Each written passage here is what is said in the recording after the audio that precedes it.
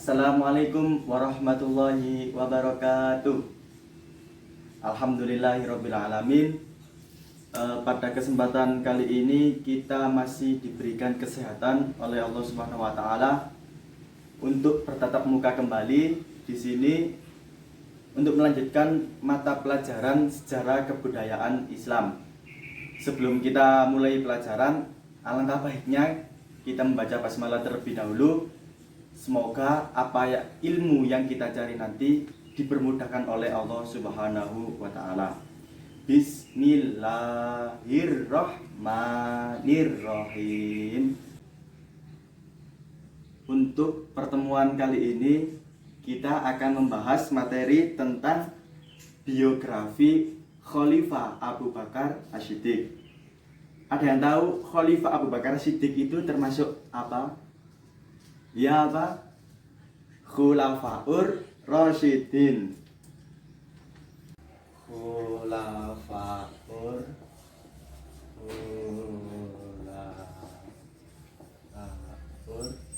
Rasyidin.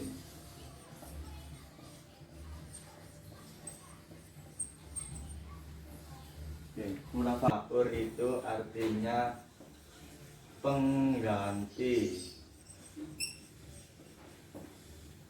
Rasyidin, ada yang tahu artinya apa? Rasyidin itu artinya mendapat petunjuk dari Allah.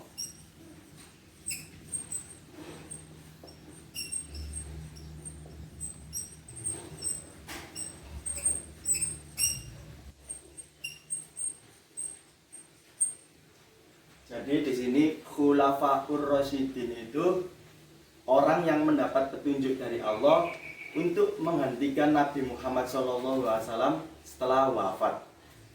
Oke, di Khulafaur Rasyidin di sini ada berapa? Ada 4, coba sebutkan apa saja? Abu Bakar.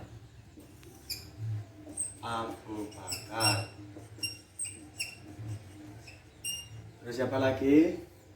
Umar bin Khattab.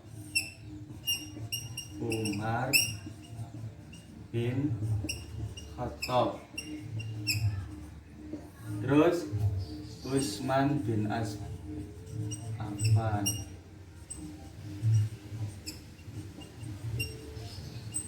Yang terakhir Ali bin Abi Thalib.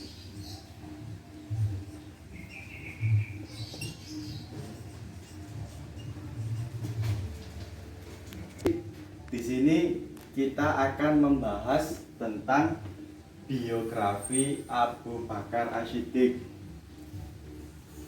Biografi Abu Bakar As-Siddiq aja ya. Ada yang tahu Abu Bakar As-Siddiq ini nama asli apa bukan? Ayo, Abu Bakar As-Siddiq ini nama asli atau bukan? Abu itu apa Abu?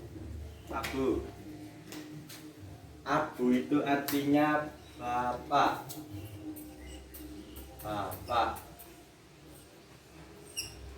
Kalau Bakar artinya segera. Jadi di sini Abu Bakar itu bukan nama aslinya. Ini hanya sebuah julukan saja. Abu Bakar itu hanya sebuah julukan saja. Karena apa dijuluki Abu Bakar? Karena orang yang terpenting dalam Islam.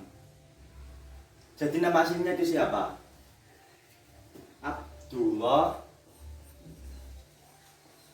Abdullah bin Abu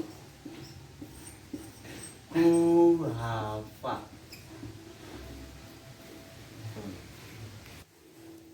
Jadi nama asli Abu Bakar di sini itu Abdullah bin Abu Quhafa. Maksudnya gimana?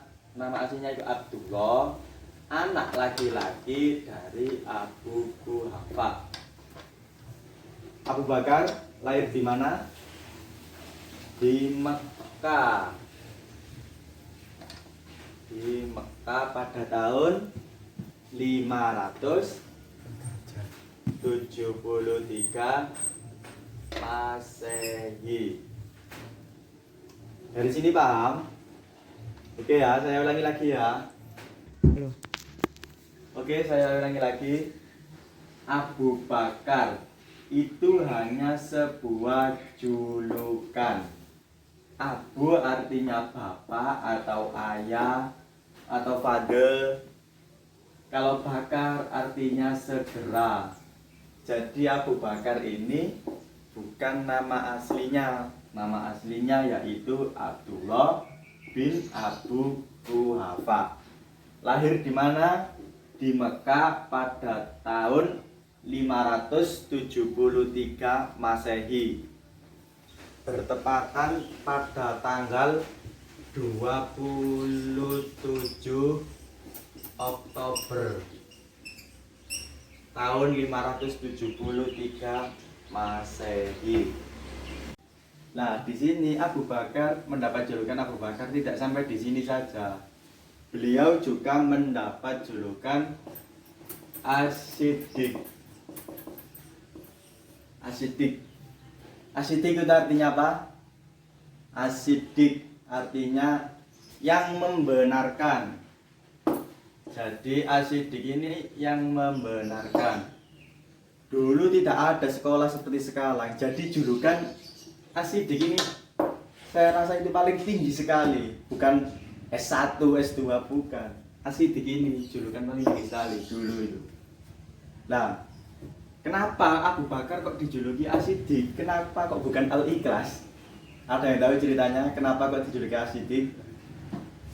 Pada waktu Abu Bakar masuk Islam, dulu Rasulullah SAW hijrah dari Mekah ke Madinah, tepatnya di Masjidil Aqsa. Dari Mekah ke Masjidil Aqsa, terus langsung naik ke langit lapis 7, yaitu apa? Sidratul Muntaha, atau dikenal dengan peristiwa Isra Mi'raj.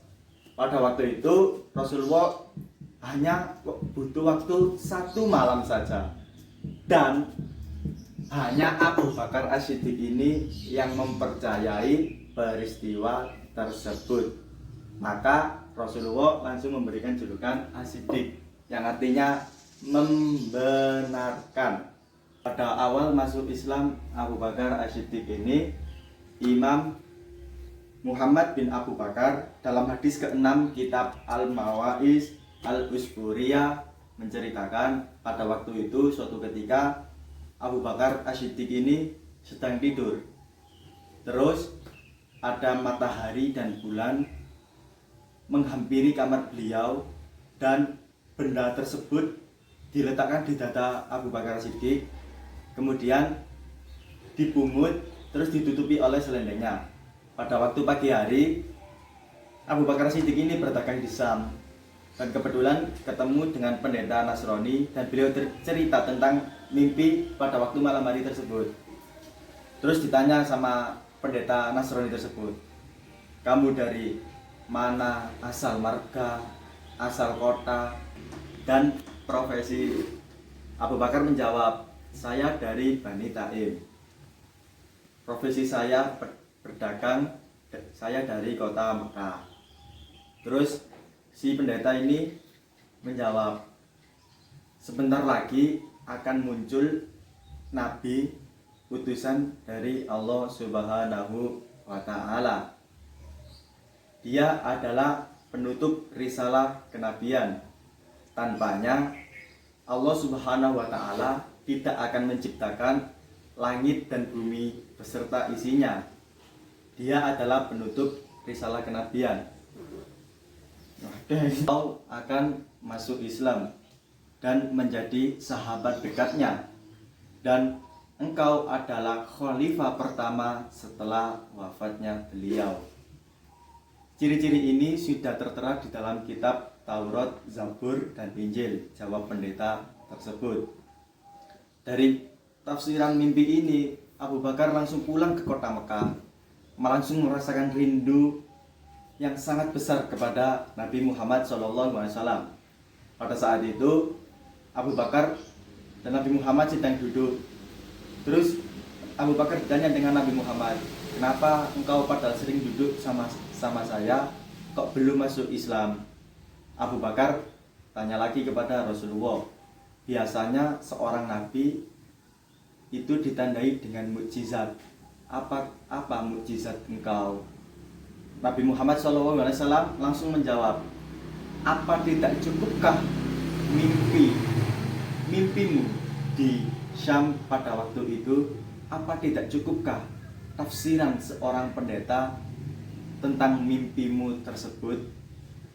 Mendengar penjelasan tersebut dari Rasulullah, Abu Bakar tanpa ragu-ragu sekalipun langsung mengucapkan 2 kalimat syahadat, karena mimpi tersebut tidak diceritakan ke siapapun, tapi Rasulullah mengetahuinya. Itu sangat luar biasa. Khalifah Abu Bakar Asy-Siddiq ini, beliau juga meninggalkan jasa-jasanya. Pada waktu itu beliau berinfak di jalan Allah sebesar 40.000 dirham. Kalau pada zaman sekarang mungkin kalau dirupiahkan 40.000 dirham itu sebesar 160 juta pada awal keislamannya. Yang kedua, memerangi kaum Riddah atau kaum murtad. Pada waktu itu banyak orang yang keluar dari agama Islam karena menganggap kalau Rasulullah SAW wafat, Islam ini sudah tidak relevan lagi. Nah, pada waktu itu Abu Bakar tugasnya memerangi kaum Riddah atau kaum murtad. Jasa yang ketiga yaitu melakukan pembukuan Al-Quran. Pada waktu perang Yamama, banyak seorang penghafal Al-Quran tewas dalam peperangan. Nah, pada peristiwa itu langsung Abu Bakar berpikir, kalau seperti ini terus menerus, Al-Quran pasti tidak akan lama lagi hilang karena orang-orang banyak yang tewas. Nah, muncullah ide-ide untuk pembukuan. Abu Bakar Asy-Siddiq ini masa kekhalifahannya hanya memimpin 2 tahun saja, karena beliau wafat karena sakit.